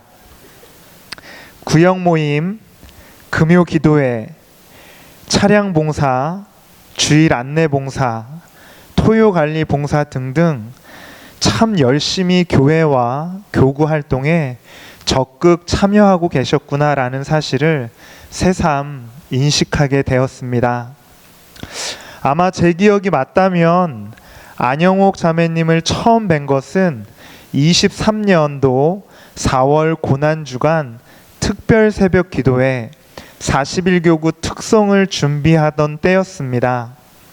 지금도 기억이 생생합니다. 당시 연습 기간 내내 현장 모임과 단체 톡방에서 톡톡 튀는 개성과 넘치는 에너지로 모임의 분위기를 이끌어 주셨습니다. 이후 진행된 41교구 여름수련회 준비팀을 비롯한 각종 성김과 봉사의 자리에서도 역시 동일한 모습이셨습니다. 그리고 종종 모임 구성원들에게 커피와 잊을 수 없는 코코호도로 섬겨주셨습니다. 아마 안영옥 자매님을 알고 계신 분들이라면 모두 공감하실 수 있다고 생각됩니다. 귀한 섬김에 참 감사한 마음입니다. 지금 돌이켜 생각해 보면 안영옥 자매님께서 교회에서 진행되는 각종 섬김과 봉사를 비롯한 신앙 공동체 모임에 적극적으로 참여하셨던 것은 하나님을 향한 적극적인 사랑의 표현이자 삶의 자리에서 직면하게 되는 수많은 인생의 질문들을 신앙 공동체 안에서 풀어가기 위한 노력이자 하나님을 향해 창문을 열어가는 과정이 아니었나라는 생각을 하게 됩니다. 혼자가 아닌 함께 하나님을 사랑하고 서로가 서로를 격려하며 공감해주고 다양한 인생의 질문들에 답해갈 수 있는 41교구 공동체를 이루어갈 수 있도록 노력하고 기도하겠습니다. 작년 여름 수련회를 통해 은혜 받으셨던 내용에 대해 나눠주신 내용을 읽어보니 제가 저에게 보내주신 편지를 읽으며 하나님의 격려해 주심을 느낀 것과 같이 안영옥 자매님도 작년 여름 수련회를 통해 하나님의 격려와 지지를 느끼셨던 것 같습니다. 41교구 구성원이 한자리에 모이는 행사가 여름 수련회 기간이다 보니 41교구 한 분 한 분을 향한 하나님의 생각과 마음을 전달하는 데 집중했습니다. 그래서인지 전하는 저만큼이나 듣는 분들도 무척이나 진지하게 집중해서 들어주셨습니다. 그러다 보니 무려 3시간 동안 강의하게 되었습니다. 끝까지 잘 들어주셔서 감사합니다.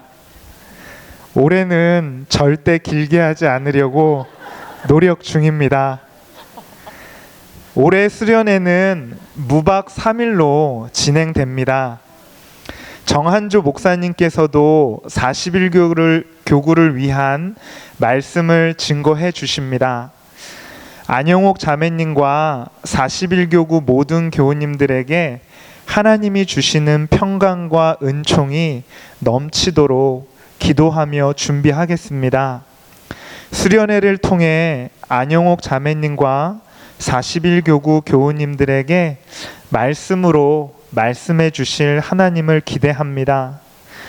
하나님께서 심어주신 이곳 양화진에서 함께 마음의 손을 잡고 한 걸음씩 주님을 향한 믿음의 여정을 걸어 나가면 좋겠습니다.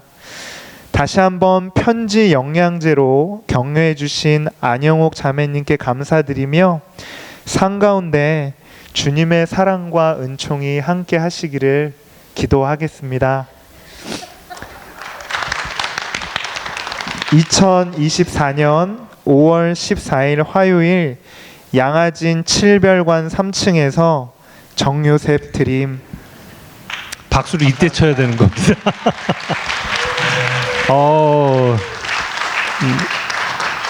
너무 감사합니다. 예, 그 목사님을 향한 그 감사한 마음과 존경의 마음이 아주 명랑하게 드러난 편지, 그리고 거기에 대해서 진지하게 답변해 주시는 목사님의 답장 너무 은혜로웠습니다. 그리고 그 편지 낭독을 듣는 내내 그 따뜻한 커피와 코코 호두 과자가 먹고 싶어졌습니다. 그게 어떤 건지 되게 궁금해졌습니다. 자, 그 일단 그 정요셉 목사님 편지를 들어보니까 그 첫 만남이 작년, 그렇죠? 41교구 특성 연습 때라고 하셨는데 두 분이 모두 그 순간을 기억하고 계신 것 같아요. 그 어떤 특별한 인상적인 게 있으셨나요? 안영옥 집사님부터 한번 말씀해 보실까요? 네. 특별한 건 저는 없었고요. 그냥 새로 오셨다더니 저분이시구나. 네, 큰 임팩트는 없었습니다. 아니 편지 보면 굉장히 뭐가 있을 것 같은 그런 기대가 오시는데 그 차도녀 같은 느낌으로 답변을 해주시네요. 아무 느낌이 없었다. 저분인가 보다. 네. 네, 그 정도. 우리 정효셉 목사님 어떠셨어요? 예, 안영옥 자매님은 아무런 존재감이 없다고 하셨는데 저는 엄청난 존재감을 느꼈습니다. 양화진 봉사관 2층에서 그 고난주간 특송 연습할 때 처음 배웠는데요. 분위기를 압도하는 카리스마와 지금 그 느껴지는 이 에너지가 그 공간을 꽉 채우고 있었거든요. 아, 이분 조심해야겠다. 이런 생각이 들 정도로 에너지가 굉장히 넘치셨던 것으로 제가 너무나 생생하게 기억하고 있습니다. 네. 그 안영옥 집사님은 그냥 그 정요셉 목사님 그냥 그렇다. 정요셉 목사님이시구나. 네, 정요셉 목사님은 와 저런 분이 이런 걸로 정리하겠습니다. 네. 자, 그리고 안영옥 집사님께 먼저 말씀드리겠는데요. 그 아마도 정요셉 목사님을 기억하고 감사한 마음이 있었던 게 그 수련회 기간 동안에 들었던 무려 3시간 동안의 그 강의 때문이라고 생각이 되는데 그 거기에서 느꼈던 점 또 인상적이었던 점이 어떤 게 있으셔서 그렇게 기억하시고 감사의 편지를 쓰게 되셨는지, 그리고 그 말씀을 듣고 정말로 그 안영욱 집사님의 생활이나 신앙에 어떤 변화가 있었는지 한번 말씀해 주시겠어요? 네. 저는 아무것도 못해서 못한다는 모태신앙인임에도 불구하고 사실 성경과는 거리가 아주 멀게 살아왔던 것 같아요. 그런데 이 성경 자체가 너무 어렵기도 하고 막연해서 가까이 하기가 좀 힘들었는데 작년 수련회를 통해서 정효세 목사님 성경 이야기를 듣고 그 인식이 많이 바뀌었어요. 그러니까 말 그대로 성경을 이렇게 해석하거나 강해하시지 않고 이야기를 해주셨어요. 그거를 마치 친구가 옆에 앉아서 이렇게 영화 본 거 이야기해 주는 것처럼 너무 쉽고 재밌게 이야기해 주셔가지고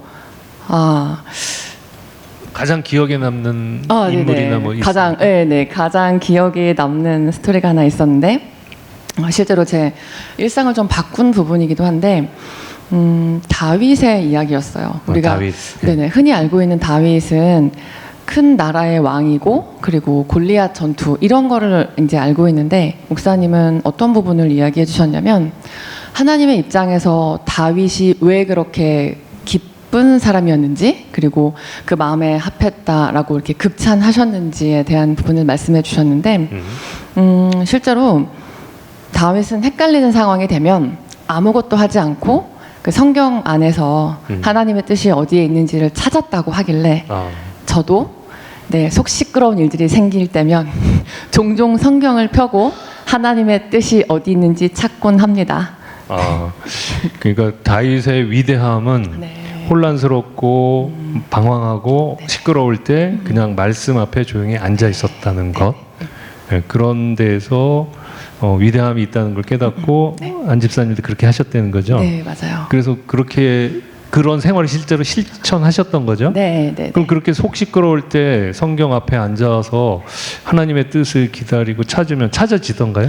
아니요, 전혀 하나님은 저에게 아무런 말씀도 하지 않으셨고 근데 지금도 하지 않으시지만 제가 정말 전혀 이해되지 않고 여전히 어려우니까 성경은 정말 어려워요.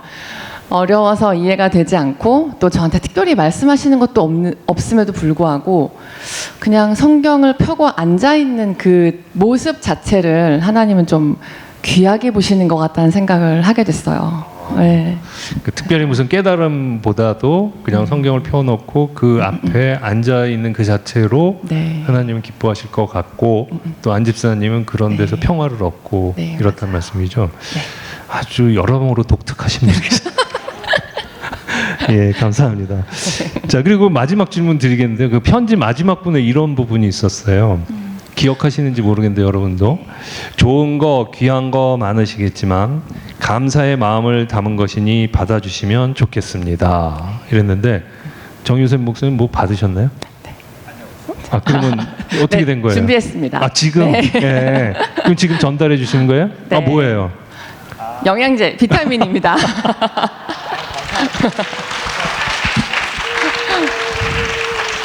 너무 감사드리고요. 사실은 저는 이 편지를 받고요. 여기 뭘 주신다고 하신 것 같은데 앞만 봐도 뭐가 없더라고요. 그래서 제 나름대로 해석을 하기에 이 편지가 영양제인가 보다. 선물인가 보다. 사실 저도 이제 그렇게 이해를 했거든요. 편지를 받고 나니까 인정받는 것 같고 하나님으로부터 격려받는 것 같은 그런 어떤 인식이 되어졌어요. 그래서 편지에 답장에도 썼지만 편지 영양제라고 표현을 했는데 또 감사하게 이렇게 진짜 영양제까지 주셔서 너무 감사합니다. 몸도 마음도 충만해지겠습니다. 감사합니다. 네. 편지로 영혼의 영양제를 주시고 난 영혼뿐만 아니라 몸을 위한 영양제도 주시고 정말 일거양득 좋습니다. 그러면 일단 정효세 목사님에게 이번엔 좀 물어보도록 하겠습니다. 지금 안영옥 집사님이 보내신 편지 받으신 것처럼 종종 이렇게 교인들에게 편지를 받으시기도 하나요? 네, 감사하게도 음. 저희 40일 교구 분들께서 편지들을 종종 이렇게 써주시더라고요. 카드로 응원과 격려의 메시지를 짤막하게 보내주시기도 하시고, 때로는 오늘 우리 안영옥 자매님과 같이 장문의 편지들도 더러더러 보내주시는데, 사실 안 그런 척하고 돌아다니지만 사람인지라 심적으로 육체적으로 지칠 때가 사실 많이 있어요. 그런데 조금 전에 말씀드린 것처럼 정말 이 편지가 영양제와 같이 다가오더라고요. 그래서 마음의 영양제를 가끔씩 맞고 있습니다. 너무 감사하게 생각합니다. 네. 예, 아유 귀한 말씀입니다. 여러분들 잘 들으셨죠? 그러니까 그 목사님들에 대해서 또는 전도사님들 교역하시는 분들에 대해서 우리가 불만을 가질 수도 있고 좀 잘해주셨으면 하는 마음을 가질 수도 있지만 그것보다는 격려해드리고 응원해드리고 기도해드리고 이런 게 그 목사님들에게 큰 힘이 되고 전사님이 큰 힘이 된다는 거 좀 기억하시는 그런 기회가 됐으면 좋겠습니다. 편지도 한번 이게 또 써보시고요. 예. 그럼 또 압니까? 내년에 이거 또 할지? 예, 좋습니다. 그러면 아까 편지에도 그랬는데 그러셨는데 안영욱 집사님의 편지를 받고서 하나님께서 목사님께서 잘 가고 있다 이렇게 격려해 주시는 것처럼 느끼셨다고 그랬는데 굉장히 보람을 느끼시는 그런 모습을 제가 느꼈습니다. 그런 길을 가시게 된 어떤 계기가 있으십니까? 나는 목회자의 길을 가야겠다 이렇게 선택했던 순간 그런 계기 이런 거 있으면. 특별한 사건은 없었던 것 같아요.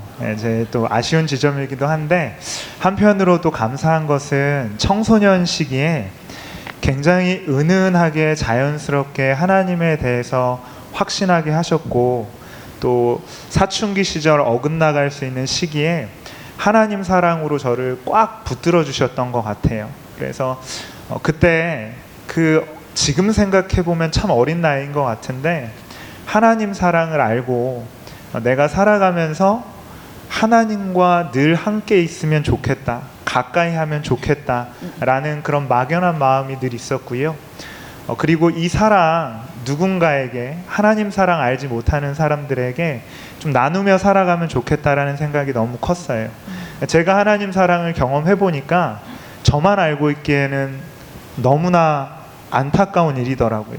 그래서 그런 마음이 있었고 그 이후로 어떤 마음의 변화나 요동 없이 한 길로 끝까지 지금까지 이렇게 오고 있는 것 같습니다. 그게 특별한 하나님 주신 은혜가 아닐까 생각합니다. 예, 아유 감사합니다. 이렇게 훌륭한 목회자와 우리가 교회 생활, 신앙 생활 같이 하고 있습니다, 여러분. 안영욱 집사님이 영혼의 영양제 그리고 육신의 영양제 이렇게 주시고 그걸 받으시면서 굉장히 흐뭇해하셨는데 그 말씀 우리가 좀 뒤집어 보면 그만큼 지쳐 있고 힘드신 분들이 목회자분들이 아닌가 이런 생각이 들고요. 정요셉 아바타 도대체 몇 개 아바타 이 말이 재미있기도 했는데 이렇게 곱씹어 보면 되게 씁쓸한 말이기도 해요.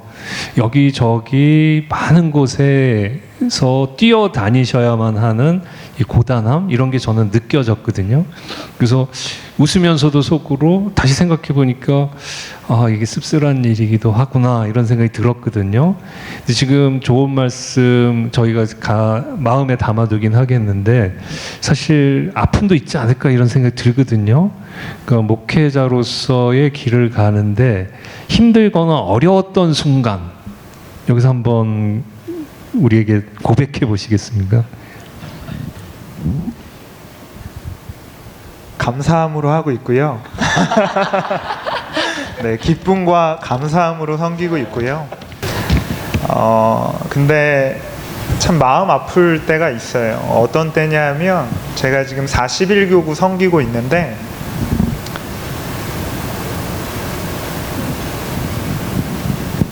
아픈 분들이 그렇게 많으세요. 너무 아픈 분들이 많으셔가지고 암에 걸렸다라는 소식도 들려오기도 하고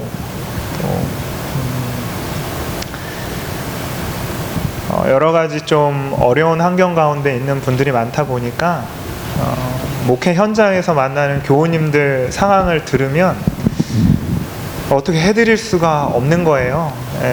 능력이 제한돼 있다 보니까 능력 밖의 일들이고 사실 기도밖에 할 수 없는데 기도하겠습니다라는 말을 하기에도 조차 상황이 너무 어려운 상황에 계신 분들이 너무 많이 계시거든요. 그럴 때 사실 목회자로서 많이 힘들고요. 혼자 와서 이제 기도하는 거죠. 네. 하나님 좀 은혜 베풀어 달라고 그렇게 기도하는 거죠. 네. 그렇습니다. 우리 박수 한번, 격려의 박수 한번 더 해줄까요? 목회자로서의 고통과 어려움 역시 교인들의 어려움에서부터 나온다. 이 말씀 너무 감동적이고 가슴이 아프기도 한데요. 그래도 개인적으로 어렵고 고충이 있는 것도 있지 않을까요? 네? 언제나 그 교인들 아픔만 나의 아픔이고 이런 거 말고, 제가 너무 집요한가요? 근데 우리는 그런 것도 좀 듣고 싶어요. 그러니까 목회자로서의 정효샘 목사님을 우리가 대하기도 하지만 우리와 같은 인간, 하나님 앞에서 항상 흔들릴 수도 있고 죽음 앞에서 두려울 수도 있는 우리 인간으로서 같은 공감을 할 수 있는 그것도 우리가 한번 나눠보고 싶고 그런 게 있거든요. 뭐 말씀하시기 곤란하시면 제가 굳이 그거를 끝까지 밀지는 않겠지만 혹시 이 자리에서 개인적인 그런 고충이나 어려움 이런 게 있으면 한번 말씀해 주시면 좋겠습니다. 다른 분들도 교역자분들도 다 동일할 거라고 생각을 하는데요. 목회자로 하나님 평가가 참 두렵고요. 제일 무서운 부분인 것 같습니다. 그리고 개인적인 고충은 아닌 것 같고요. 미안한 마음을, 고마운 마음을 좀 전하고 싶은 게 있는데, 제가 너무 어려 보인다고 하시는 분들이 많이 계시더라고요. 그래서 결혼했냐고 물어보시기도 하시고요. 네, 그렇죠. 결혼을 했습니다. 결혼을 했고요. 네, 그리고 자녀가 셋이 있어요. 6살, 8살, 10살 이렇게 있는데 이제 자녀들과 많이 놀아주고 싶어요. 네, 근데 사역의 현장 가운데 있다 보니 함께 이렇게 할 수 있는 시간이 많지 않다라는 거, 그 부분과 또 어머님도 함께 이제 같이 생활하고 있거든요. 근데 자식 노릇을 잘 해야 되는데 이 아빠 노릇, 자식 노릇, 그리고 남편, 네, 남편 노릇 이걸 잘 해야 되는데 함께 있는 시간이 아무래도 많이 적다 보니까 제일 미안한 부분이에요. 그래서 아마 집에서 지금 독박 육아를 하며 가사를 하며 아마 유튜브를 틀어놓고 보고 있을 것인데 미안하고 고맙다라는 마음을 좀 전하고 싶습니다. 네. 네. 저희가 교육자들에게, 목회자분들에게 바라는 게 많죠. 그리고 그 일에 열심히 하면 할수록 개인으로서 살아가는 삶이 줄어든다는 말씀, 이게 지금 점잖게 말씀하셨지만 정말 고통스럽고 힘든 일이라고 저희가 헤아려야 될 것 같습니다. 아까 말씀하신 것처럼 정요셉이라는 인간은 목사로만 사는 게 아니고 남편으로도 살고 아버지로도 살고 또 아들로서 살고 사회인으로서 살고 대한민국 국민으로서 산다는 거 우리가 조금 인정해 주면서 가면은 목회자들과 교인들 사이의 관계가 더 아름답게 되지 않을까 싶습니다. 예, 우리 두 분 낭독과 아주 진솔한 대화 너무 은혜스러웠죠? 예, 박수 드리고 마치도록 하겠습니다. 감사합니다. 이렇게 해서 저희가 준비한 편지 낭독과 공연이 모두 끝났습니다. 감동과 기쁨이 충만한 시간이었죠? 예, 은혜로운 시간 되셨죠? 예. 그 사람이 그 창조주인 하나님 안에서 서로 화합하는 것이 얼마나 아름다운 일인가, 이런 것을 경험하는 시간이었다고 볼 수 있습니다. 그리고 마지막으로 잠깐 시간이 많이 지났긴 했지만 저희가 번외로 준비한 게 하나 있거든요.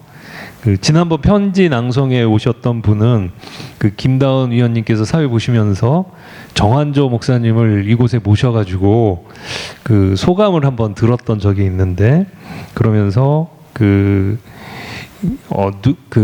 아주 재미있는 말씀을 하셨죠. 그 지난번에는 가족들에게 보내는 편지였는데 정한조 목사님께서 우리에게 가장 소중한 가족은 바로 나 자신입니다.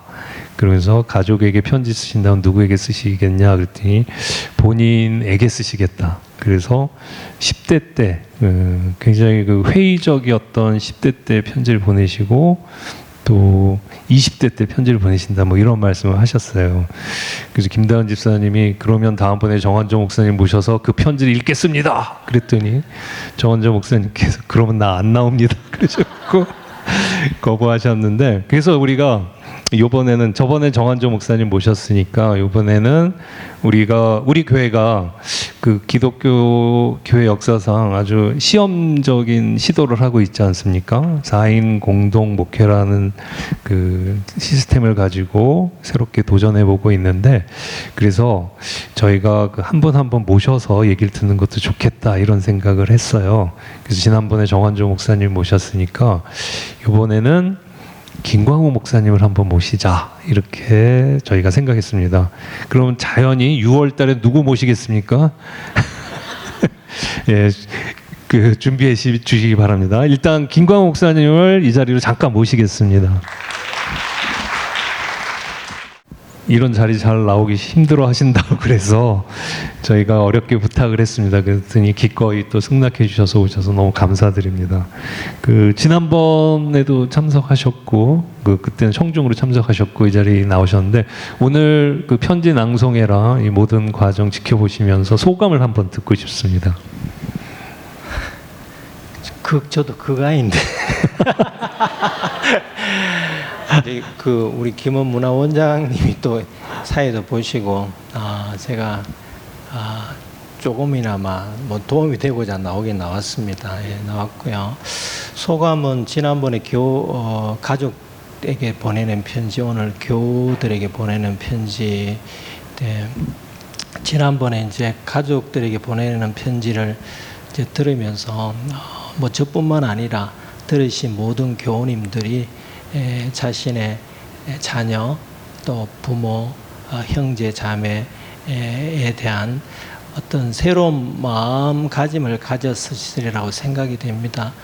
그래서 그 자체를 그걸 생각해 보니까 흐뭇해지고요. 오늘 또 교우님들에게 보내는 편지를 또 들어보니 참 구역장님들, 그리고 우리 구역원들이 또 구역 성경 공부 모임을 통해서 참 은혜의 시간을 나누고 있구나, 또 마음속에 담고 있는 아픔, 어려움을 또 구역 모임을 통해서 이야기를 할 때 그걸 두고 또 하나님께 기도하고 또 응답받는 이런 소식을 들으니 또 목회자로서 상당히 흐뭇하고요.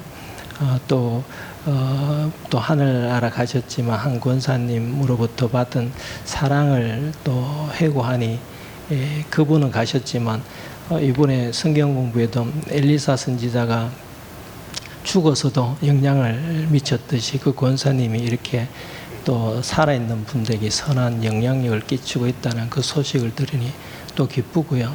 또 우리 교구 목회자 다 그렇지만 또 정요셉 목사님뿐만 아니라 모든 교구 교육자들이 또 그 교구 식구들하고 친밀하게 서로 교제하며 말씀으로 은혜 나누고 서로가 서로에게 감동받는 이 모습 자체도 참 흐뭇한 그런 시간이었다고 생각합니다. 예, 감사합니다. 혹시 김 목사님께서도 정효샘 목사님처럼 이렇게 교인들로부터 이렇게 따뜻한 편지를 받으신 적이 저는 뭐 교구 사역을 안 하니까 편지를 안 받고요. 주로 뭐 건의사항 뭐 좀 해주세요.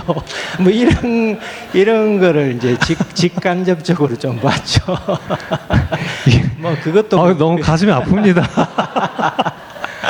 건의사항이라니요. 누구는 영혼의 영양제를 받고 있는데 같은 교육자로서 이거 너무 불공평하지 않습니까? 아닙니다. 또 뭐 누군가는 또 해야 될 역할이니까 잘 불편 사항을 좀 최선을 다해서 해결해 준다면 우리 교우님들이 또 교회 생활 더 잘 하시리라 이렇게 생각합니다. 그렇게 받아주셔서 감사합니다. 건의사항이 사실 내용이 싸납잖아요. 그렇죠? 이게 잘못 들으면 마음이 상할 때가 많이 있는데 우리 교우님들 마음 깊으신 분들 너무 침묵하지 마시고 곳곳에서 수고하시는 우리 교육자님께 따뜻한 말 한마디, 카드 한 장, 또 편지 이렇게 보내주시면 좋겠습니다. 건의사항으로 받으신다니까 건의함에다 그런 편지를 한번 넣어보시기 바랍니다.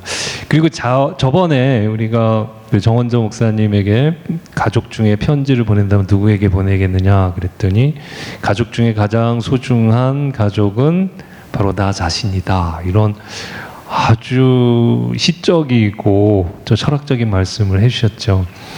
그래서 20대나 20대를 보내고 싶다 그랬는데 혹시 김광 목사님께서도 본인에게 편지를 보내신다면 어떤 시절에 누구에게 어떤 내용으로 보내실지 한번 저희가 부탁을 사실 미리 드렸습니다. 한번 소개해 주시겠습니까? 아니 지난번에 또 정한재 목사님 그 말씀하시고 또 그 질문 하신다고 하시길래 정한재 목사님 답변해야 될 건데 저는 그런 뭐 질문 자체가 참 뭐 설정 자체는 제가 이제 문학가가 아니다 보니까 와닿지는 않아요. 그냥 와닿지는 않고 그냥 제가 저한테 편지 쓴다는 게 이상하고 또 과거에 제 자신에게 무슨 편지를 쓰지 이런 생각은 솔직히 했고요. 그냥 편지라기보다도 살아온 인생을 돌이켜보면서 후회되는 부분, 그때 좀 더 잘할 걸, 그리고 좀 더 바르게 살 걸, 뭐 이런 생각들 이제 성찰을 하게 되죠. 끝인가요? 다 밝히게 그렇잖아요. 제 못난 부분을 왜 그렇게 살았어 이렇게. 감사합니다. 사실 정한조 목사님 같은 감성을 가지신 분도 계시고 이렇게 또 약간 뭐라 그럴까요? 합리적이고 이성적이고 논리적인 측면으로 교회의 문제를 풀어나가시는 목회자님도 저희가 필요하죠. 각각의 개성과 능력과 취향에 맞게 많은 분들이 이렇게 협력해서 우리 아름다운 교회를 만들어가고 있지 않나 싶습니다. 오늘 어려운 자리 저희가 갑자기 불러 모셨는데 이렇게 그래도 잘 응해 주시고 그 다음에 아주 명확하게 저희의 요구를 거절하시는 그 정중함도 세련됨도 저희가 아주 인상 깊게 들었습니다. 그러면 너무 감사드리고요. 우리 김광 목사님을 자리로 보내드리겠습니다. 감사합니다. 시간이 많이 지났는데 모두 자리를 지켜주셔서 너무 감사드리고요. 저희가 시간 계산을 다 한다고 했는데 실제로 해보니까 좀 길어졌습니다. 이걸로 오늘 모든 순서는 마치기로 하고요. 광고를 잠깐 드리도록 하겠는데요. 지난달에 우리 김다은 집사님께서 위원님께서 말씀하셨던 내용이 있죠. 글쓰기 모임 여기에 많은 분들이 호응해 주셨습니다. 알찬 모임이 되리라고 기대가 크고요. 아직도 길은 열려 있으니까 귀에는 열려 있으니까 편지를 비롯해서 나의 마음을 나의 생각을 글로 표현하는 연습을 또 훈련을 해보고 싶다 하시는 분이 있으면 양화진 문화원에 언제나 문이 열려 있으니까 찾아와 주시고요. 그리고 저희가 그와 함께 글쓰기 모임과 함께 책 읽기 모임을 한번 해보려고 생각 중이거든요. 근데 어떤 책을 해 나가야 될지 여기에 대해서 아직 명확한 게 없어서 구체적인 모임 안내는 드리지 못하는 상황입니다. 근데 여러분들이 혹시 교회에서 이런 모임이 있으면 좋겠다, 이런 책을 이런 방식으로 같이 읽었으면 좋겠다 하는 의견을 양화진 문화원에 제출해 주시면 저희가 그 의견을 반영해서 교인들이 원하고 또 저희들이 잘 해나갈 수 있는 방식으로 모임을 꾸려나가도록 하겠습니다. 그리고 다음 달 6월 20일 8시에는 양화진 그 무교 강좌 그 편지 낭독회 제3강 마지막 강의 있게 됩니다. 우리 강효섭 대회 담임 목사님께서 사회와 강연을 해주실 테고, 그때 주제는 성경 속 인물들에게 띄우는 편지, 이 낭독회가 있게 됩니다. 오늘 많은 분들이 참여해 주셨는데 오늘 오신 분들 또 오시기 바랍니다. 또 오시고 옆에 계신 분들 또 같이 오셔서 은혜로운 시간 같이 지냈으면 좋겠습니다. 자, 이상으로 양화진 모교 강좌 두 번째 편지 낭독회를 모두 마치겠습니다. 평안한 밤 되시기 바랍니다.